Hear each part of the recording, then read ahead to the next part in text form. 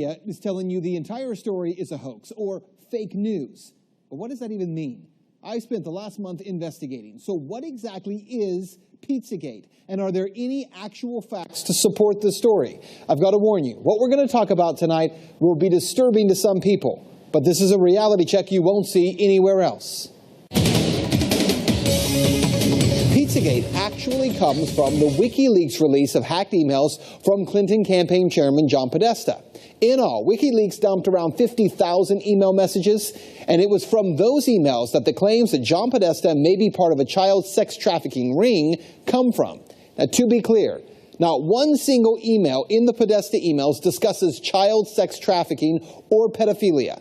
That is a fact. But there are dozens of what seem to be strangely worded emails dealing with pizza and handkerchiefs. Self-described online investigators say that those words in the emails about pizza and the talk of handkerchiefs is code language used by pedophiles. So how did a DC pizza parlor get pulled into the story? Well, again, read any mainstream report and they indicate that Comet Ping Pong Pizza was somehow linked to this fake story and has no relation to anyone involved. But the truth is, that's not true either. What media is ignoring is that the Comet Ping Pong Pizza place is actually referenced in the Podesta emails at least a dozen or so times, and that the owner of that place, James Alfantis, is a friend of John Podesta. He was actually named, this is kind of strange, by GQ magazine as one of the top 50 most powerful people in Washington. Yes, we're talking about a pizza parlor owner. Now let's talk facts here. There is no solid evidence that Comet Ping Pong Pizza is being used to run a child sex trafficking ring. But there are some very strange connections between Comet Ping Pong Pizza and a second pizza place 2 doors over, Besta Pizza, and the accusations of pedophilia. Now, this is where things start to get strange when you research this story. Now, to begin, I need to show you a 2007 unclassified FBI document. That document, according to the FBI, contains commonly used symbols by pedophiles to express their preference in children. I want you to see these images here. These are the images. Notice this one on the end, the triangle. That image signifies something called boy love.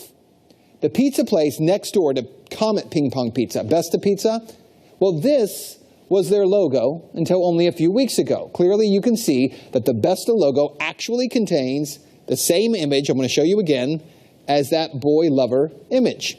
Interestingly, after Pizzagate investigators pointed this out, Besta Pizza changed their logo, and there it is now. They removed the triangle. Also, Comet Ping Pong, owned by Alfantis, is the place where a number of performance artists perform regularly. 2 of the groups that perform there, who you can see advertised, by the way, on this Comet Ping Pong poster, include a group called Heavy Breathing and another group called Sex Stains. Well, if you check out the YouTube videos by these bands, Heavy Breathing has songs that do joke about pedophilia, and the band Sex Stains has a video that includes, and you see it right there, that same boy lover symbol. It's nearly identical to the one that the FBI does say is a pedophile code symbol for boy love. As I said, there are some strange things there. As for the owner of the pizza place, James Alfantis, well, he was one time in a relationship with David Brock, who ran Media Matters for America. Well, since Pizzagate began to blow up online, he has made his Instagram profile, Jimmy Comet, private. But an archive search of Instagram reveals a number of strange photographs and words with strange and disturbing images associated with them. Look, to the point where we can't show you those pictures.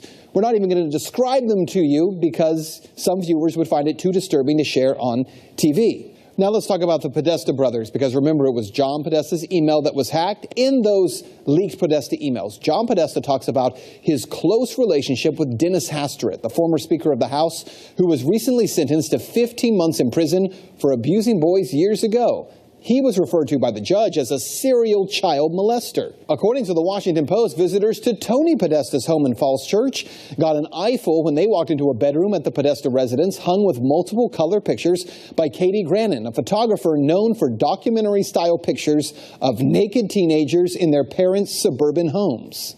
And to be clear, that just begins to scratch the surface of how strange some of this stuff is. And bear in mind, we can't get into a lot of the real details of it because of the limits on broadcasting this on television. But it is some very strange stuff. Now keep in mind, again, There is no proof here that there is a child sex ring being operated out of a D.C. pizza parlor. Investigators have already proven there's nothing to the story, right? Well, actually, no.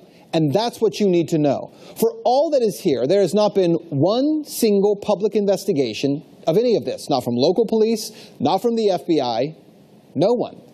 And that has to be the big question. Not for Podesta or for pizza parlor owners, but for law enforcement. Based on what may be or may not be here, the big question is, why hasn't any investigation taken place?